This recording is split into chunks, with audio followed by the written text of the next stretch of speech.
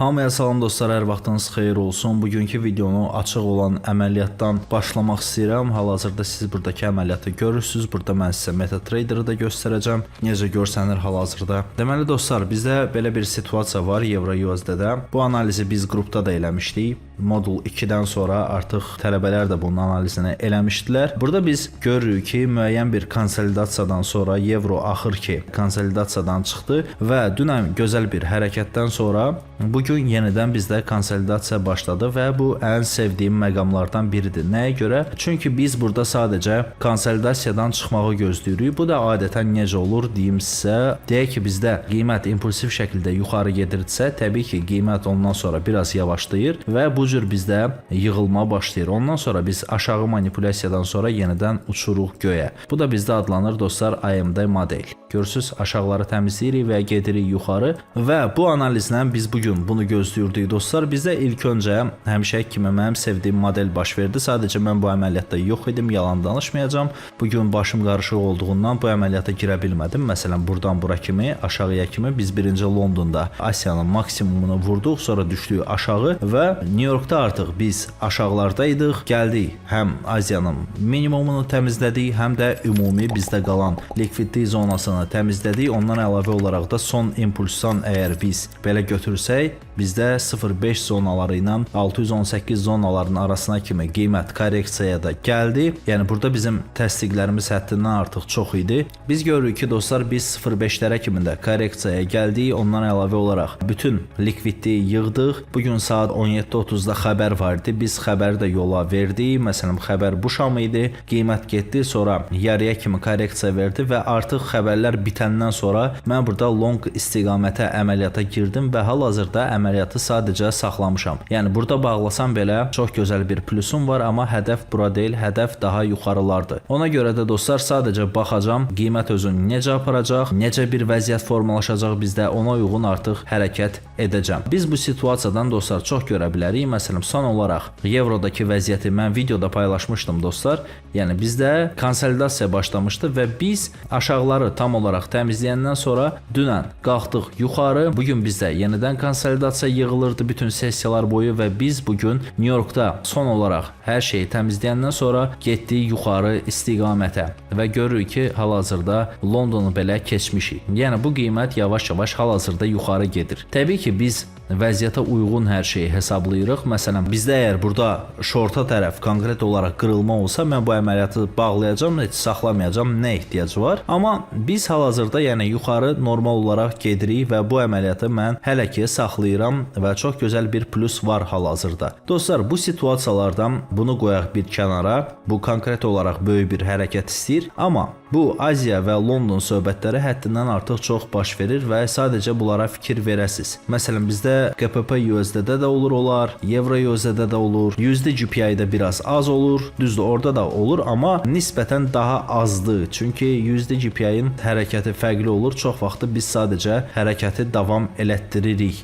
Görək USD GPI-də vəziyyət necədir? Təbii ki, bizdə USD GPI-də də short gedir. Short getməyə davam eləyir. Bu arada dostlar, bugün Euro konkret olaraq New York'a kimi bizdə konsolidasiyada gedirdi.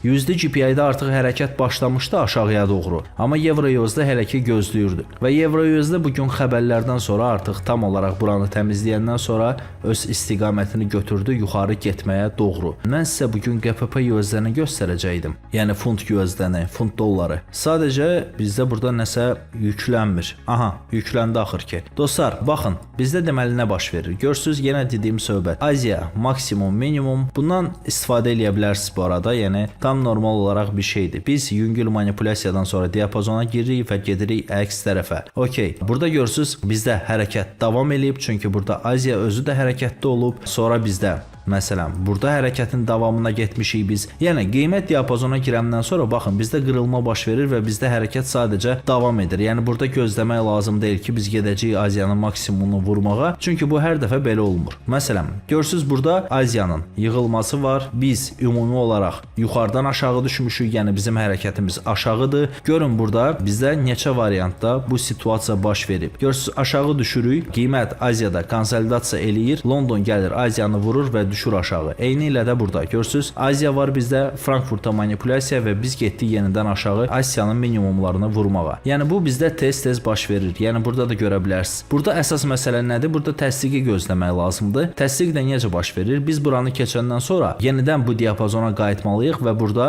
konkret olaraq FVG ilə aşağı düşməliyik. Hansı ki, həmin FVG testdən sonra biz artıq əməliyyata rahat şəkildə girə bilərik. Görürsüz, burada qalxanda da FVG yaradıb. Biz normal olaraq burada fikirləşə bilərdik ki, məsələn, qiymət bura gələcək, buradan davam eləyəcək, amma biz görürük ki, qiymət oranı keçəndən sonra məsələn qalxır yuxarı və çox gözəl şəkildə gəlir o zonanı keçir. Bu artıq bizə təsdiqi verir ki, bu sadəcə manipulyasiya idi. Yəni bunları dostlar gözləmək lazımdır. Bazarda fürsətlər olur, sadəcə həmişə yox. Yəni sadəcə gözləməyi bacarmaq lazımdır. Görürsüz, bura bir iynə atdılar və mən artıq 70-80% əminəm ki, dostlar, bu qiymət burada biraz dayanandan sonra yenidən gedəcək yuxarı. Getməsə də ki, mən artıq əməliyyatı çox gözəl şəkildə idarə edə bilərəm. Çünki açdığım yerdən kifayət qədər uzaqdadır. Yəni evronun son bir həftə burada bizdə yığılmasından sonra axır ki, biz çıxdıq konsolidasiyadan. Düzdür, bu gün də oldu, amma bu gün deyəsən biz o zonanı tam olaraq tərk edəcəyik. Yəni uzun bir yığılma olmayacaq bizdə. Bu əməliyyatı biz qrupda analiz eləmişdik, bizim təlim qrupumuzda və gördüyünüz kimi burada həmin qrafiki bizim tələbəmiz analiz eləyib və biz artıq son olaraq bu əməliyyatı açdıq. Burada da siz onun təsdiqini görürsünüz. Biz artıq ikinci moduldayıq. Burada siz ikinci modulun dərslərini görə bilərsiniz. Birinci modulun sonunda bizdə canlı dərs keçdi. Çox möhtəşəm idi, maraqlı keçdi. Buradan hər bir tələbəyə öz təşəkkürümü bildirirəm. Çox gözəl bir auditoriyamız var və söhbətimiz maraqlı keçdi. Burada da siz müəyyən kiçik bir kadrı görə bilərsiniz. Bizdə zona var.